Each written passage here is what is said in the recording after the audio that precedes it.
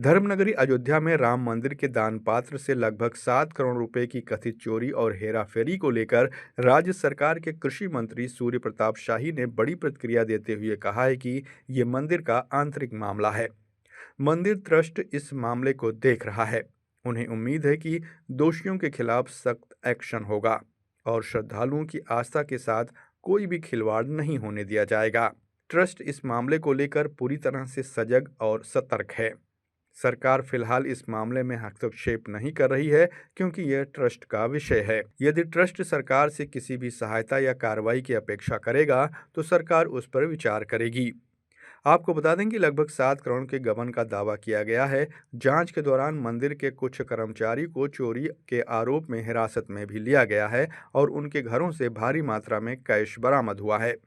इधर विवाद और गंभीर आरोपों के सामने आने के बाद श्री राम जन्मभूमि तीर्थ क्षेत्र ट्रस्ट ने सीएम योगी आदित्यनाथ से निष्पक्ष जांच की अपील की थी, जिस पर राज्य सरकार ने त्वरित कार्रवाई करते हुए मामले की जांच के लिए कमिश्नर और आईजी की अगुवाई में एक एसआईटी टीम का गठन किया है, जिसे 7 दिन में प्रारंभिक और 15 दिन में अंतिम रिपोर्ट देने को कहा गया है।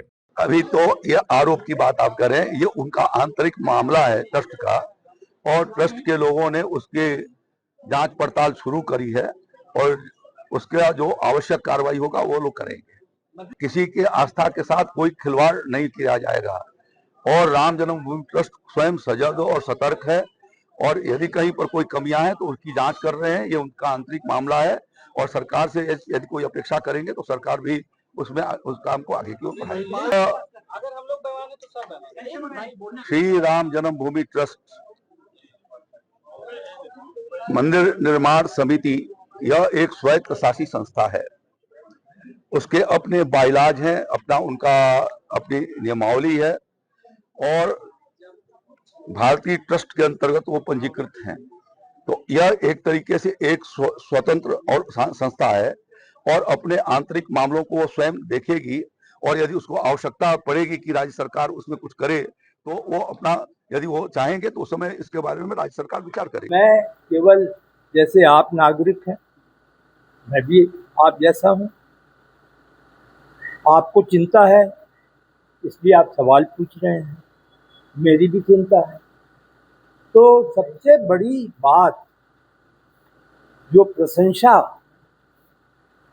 की जानी चाहिए आपको भी, कि राज्य सरकार ने 24 घंटे से कम समय लिया और एसआईटी गठित कर दी और एसआईटी में इतने वरिष्ठ अधिकारी रखे गए। यानी आप देखें कि एक मंडलायुक्त है, पुलिस की जो हाईएस्ट एक व्यवस्था होती है आईजी हैं, ऐसे आईजी हैं मुझे बताया गया, मैं जानता नहीं हूँ लेकिन मैंने कुछ जो जानकारी की तो वह अनेक वर्ष सीबीआई में कार्य किए थे, अनुभवी हैं और तीसरे वित्त विभाग के विशेषज्ञ हैं।